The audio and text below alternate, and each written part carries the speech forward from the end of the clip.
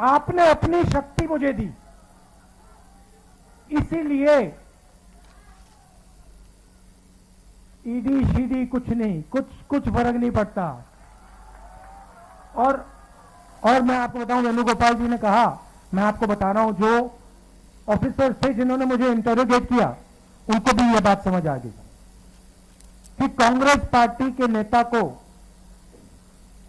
डराया नहीं जा सकता है, कांग्रेस पार्टी के नेता को दबाया नहीं जा सकता है, धमकाया नहीं जा सकता है, क्योंकि कांग्रेस पार्टी सच्चाई के लिए लड़ती है। सच्चाई में पेशेंस की कोई कमी नहीं होती, सच्चाई कभी थकती नहीं है। झूठ जरूर थक जाएगा, मगर सच्चाई कभी नहीं थकती। सच्चाई में पेशेंस की कोई कमी नहीं हो सकती। तो मैं आपको दिल से धन्यवाद करना चाहता हूं। मगर मेरा जो मामला है, ये छोटा सा मामला है। मैं आपको बताऊं तो ये जरूरी भी नहीं है। आज सबसे जरूरी बात हिंदुस्तान में रोजगार की है। नरेंद्र मोदी की सरकार ने जो इस देश की रीढ़ की हड्डी है, स्मॉल एंड मीडियम इंडस्ट्री, जो इस देश को रोजगार देती है, उस रीढ़ की हड्डी को इन्होंने तोड़ दिया है। और आज मैं महीनों से कह रहा हूं, और जो हमारे युवा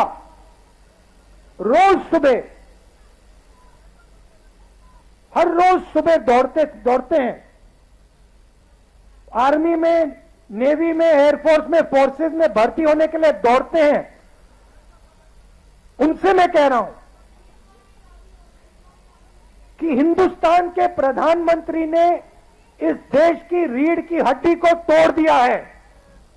और यह देश अपने युवाओं को अब रोजगार नहीं दे पाएगा। ये 2-3 उद्योगपति देश को रोजगार नहीं दिलवा सकते हैं।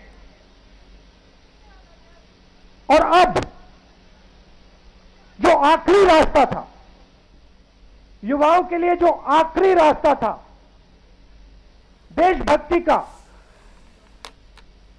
आर्मी का,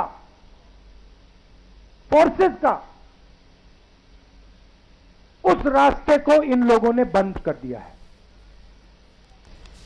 1 रैंक 1 पेंशन की बात करते थे, अब नो रैंक नो पेंशन। अब आप दौड़ो, सुबह दौड़ो, आर्मी में भर्ती हो और फिर घर जाओ। और याद रखना, जब आप घर जाओगे, मैं गारंटी करके कह रहा हूं,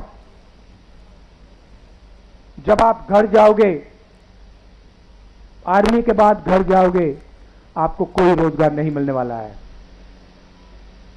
कोई रोजगार नहीं मिलने वाला है। दूसरी तरफ आज चाइना की सेना हिंदुस्तान की धरती में बैठी हुई है। 1000 स्क्वायर किलोमीटर से ज्यादा जमीन चाइना की सेना ने हमसे छीनी है। यह सच्चाई है, इस बात को हिंदुस्तान की सरकार ने एक्सेप्ट किया है।